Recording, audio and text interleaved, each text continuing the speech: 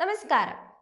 കൊല്ലം കോട്ടയം എറണാകുളം റൂട്ടിലെ യാത്രാ ദുരിതത്തിന് പരിഹാരമായി പുതിയ ട്രെയിൻ എന്നെത്തുമെന്ന കാത്തിരിപ്പിലാണ് യാത്രക്കാർ.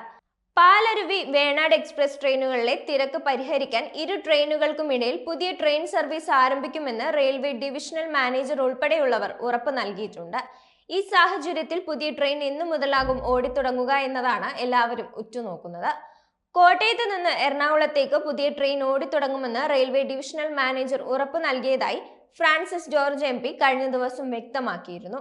ഒരു മെമു ട്രെയിനോ പാസഞ്ചറോ രണ്ട് എക്സ്പ്രസ് ട്രെയിനുകൾക്കിടയിൽ അനുവദിക്കണമെന്നാണ് ഡിവിഷണൽ മാനേജർ അറിയിച്ചിരിക്കുന്നത്. പാലരുവി എക്സ്പ്രസിനും വേണാട് എക്സ്പ്രസിനും ഇടയിൽ 1.5 മണിക്കൂറിന്റെ ഇടവേളയാണുള്ളത്. ഇത് രാവിലെ ജോലിക്കും വിദ്യാഭ്യാസ ആവശ്യങ്ങൾക്കുമായി പോകുന്നവരെ വല്ലാതെ വലയ്ക്കുന്നുണ്ട്. ഇരു ട്രെയിനിലും പല ദിവസങ്ങളിലും കാലുകുത്താൻ കഴിയാത്തത്ര തിരക്കാണ്. രണ്ട് ട്രെയിനുകൾക്കിടയിലും മെമു സർവീസ് ആരംഭിക്കണമെന്നാണ് ജനപ്രതിനിധികളുടെ ആവശ്യം. പുനലൂർ എറണാകുളം മെമു സർവീസ് ആരംഭിക്കണമെന്നാണ് Kottayam MP Francis George railway divisional മാനേജറോട് ആവശ്യപ്പെട്ടത്. ഇത് ആരംഭിക്കാൻ നടപടി സ്വീകരിക്കണമെന്ന് ഡിവിഷണൽ മാനേജർ ഉറപ്പ് നൽകിയെന്നാണ് MP പറഞ്ഞത്. നേരത്തെ ഇതേ ആവശ്യം മാവേലിക്കര MP കൊടിക്കുന്നിൽ സുരേഷ് റെയിൽവേ മന്ത്രിയോടും ആവശ്യപ്പെട്ടിരുന്നു. മന്ത്രിയും അനുകൂല നിലപാടാണ് സ്വീകരിച്ചത്.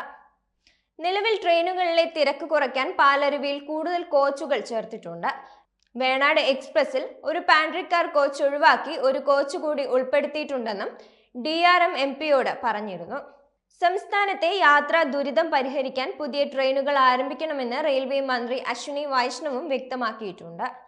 സംസ്ഥാനത്തെ എല്ലാ റെയിൽവേ സ്റ്റേഷനുകളിലും യാത്രക്കാരുടെ തിരക്ക് വർദ്ധിക്കുകയാണ്.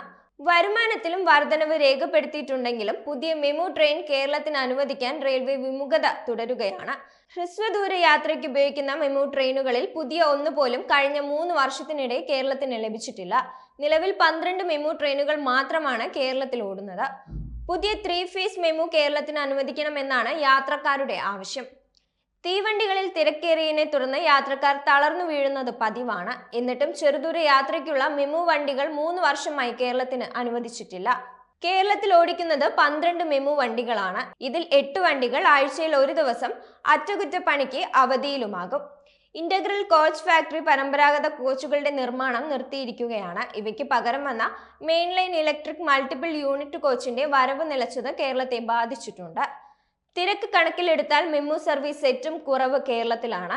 സംസ്ഥാനത്തിനകത്ത് പൂർണ്ണമായി ഓടുന്നത് 10 എണ്ണം മാത്രമാണ്. ഷൊർണൂരിൽ നിന്നുള്ള ഒരു മെമു കണ്ണൂരിൽ യാത്ര അവസാനിപ്പിക്കുന്നതാണ്. കണ്ണൂർ മാംഗ്ലൂരു മെമു ഇപ്പോൾ ഓടുന്നില്ല. കേരളത്തിൽ 5 വണ്ടികൾക്ക് 12 റേക്കാണ് ഉള്ളത്. 5 എണ്ണത്തിന് 8 കോച്ചും. അതിനാൽ കൂടുതൽ പേർക്ക് കയറാനുമാകില്ല.